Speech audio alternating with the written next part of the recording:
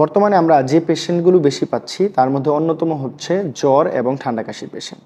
রুগী আমাদের কাছে আসছে উচ্চমাত্রায় জ্বর নিয়ে 101 ডিগ্রি, 102 ডিগ্রি বা 3 ডিগ্রি জ্বর বা তারও বেশি, সাথে প্রচণ্ড পরিমাণে শরীর ব্যথা, মাথা ব্যথা, ঠান্ডা কাশিও রয়েছে কিছু কিছু ক্ষেত্রে, এবং কিছু কিছু পেশেন্টদের সাইনাসেও পেইন দেখা যাচ্ছে। তো আপনি অথবা আপনার পরিবারের হয়তোবা কেউ এই সময়ে এই রোগে আক্রান্ত হচ্ছেন। তারা কিভাবে এই রোগ থেকে প্রতিকার পেতে পারেন সেই তথ্যটি জানার জন্যই আজকের আমার এই ভিডিওটি। বর্তমান সময়ে ওয়েদার চেঞ্জ হওয়ার কারণে প্লাস প্রচুর বৃষ্টি হওয়ার কারণে সারা দেশেই কিন্তু ভাইরাসের প্রাদুর্ভাব প্রচণ্ড বৃদ্ধি পেয়েছে। গণহারে সবাই জ্বর, ঠান্ডা কাশি, শরীর ব্যথা এই ধরনের সমস্যায় আক্রান্ত হচ্ছেন। আমরা কিন্তু বাড়িতেই কিছু চিকিৎসা পদ্ধতি অবলম্বন করে খুবই দ্রুত সুস্থ হতে পারি। সাধারণত বর্তমান সময়ে যে জ্বরগুলো হচ্ছে সেগুলোর লক্ষণগুলো হচ্ছে উচ্চমাত্রায় জ্বর, সেটি 101, 102 এবং 104 ডিগ্রি পর্যন্ত হতে পারে।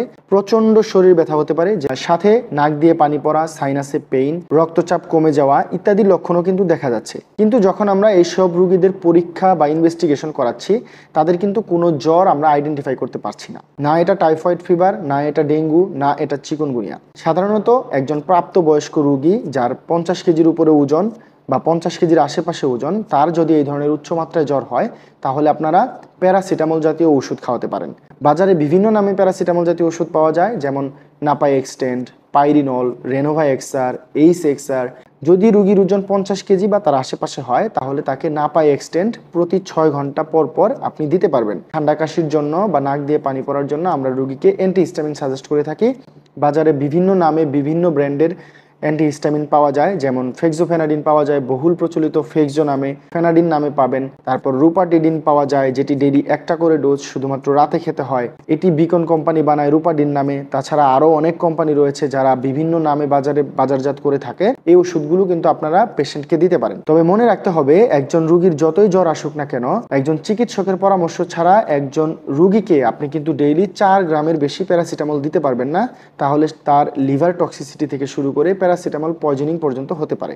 তারপরেও যদি রোগীর শরীরের টেম্পারেচার না কমে তাহলে আপনারা রোগীকে নর্মাল যে ট্যাপ ওয়াটার রয়েছে সেটা দিয়ে গোসল করাতে পারেন, মাথায় জলপট্টি দিতে পারেন এবং মাথায় পানি দিতে পারেন। রোগীর টেম্পারেচারটা দ্রুত কমে আসবে। ডেইলি সর্বোচ্চ 2টা সাপোজিটরি ব্যবহার করতে পারবেন 500 মিলিগ্রাম, যেটা আমরা বায়ুপথে জ্বর 101 ডিগ্রির উপরে হলে দেওয়ার পরামর্শ দিয়ে থাকি, সেটা কিন্তু আপনারা ব্যবহার করতে পারেন। তাছাড়া শরীর দুর্বলতার জন্য রোগীর প্রচুর পরিমাণে খাওয়া দাওয়া করতে হবে। খাওয়া দাওয়ার কোনো বিকল্প নেই। রোগীর যদি জ্বর হয় তাহলে অনেক সময় অ্যানোরেক্সিয়া ডেভেলপ করে বা মুখের রুচি কমে যায়। এটা যে কোনো ভাইরাল ইনফেকশনেই কিন্তু খুবই কমন একটি বিষয়। তাই বলে কিন্তু খাওয়া দাওয়া বন্ধ করে দেওয়া যাবে না। প্রচুর পরিমাণে ভিটামিন সি জাতীয় খাবার খেতে হবে। আরও যে পুষ্টিকর খাবারগুলো রয়েছে সেগুলো খেতে হবে, যাতে রোগীর রোগ প্রতিরোধ ক্ষমতা বৃদ্ধি পায়। আপনারা এই সময়টাতে আনারস খেতে পারেন। আনারসে থাকা ব্রুমেলিন এবং আরও যে উপকারী উপাদানগুলো রয়েছে সেগুলো কিন্তু মুখের টেস্ট ফিরিয়ে আনতে সহযোগিতা করে, প্লাস রোগ প্রতিরোধ ক্ষমতা বৃদ্ধি করতে সহযোগিতা করে। মনে রাখবেন, রোগীর যদি জ্বর আসে তাহলে আমাদের প্রথম দায়িত্ব হচ্ছে রোগীর তাপমাত্রা কমানো। শরীরের তাপমাত্রা যদি আপনি নির্দিষ্ট টাইমে না কমাতে পারেন তাহলে রোগীর ভাইটাল অর্গানগুলো ড্যামেজ হতে পারে।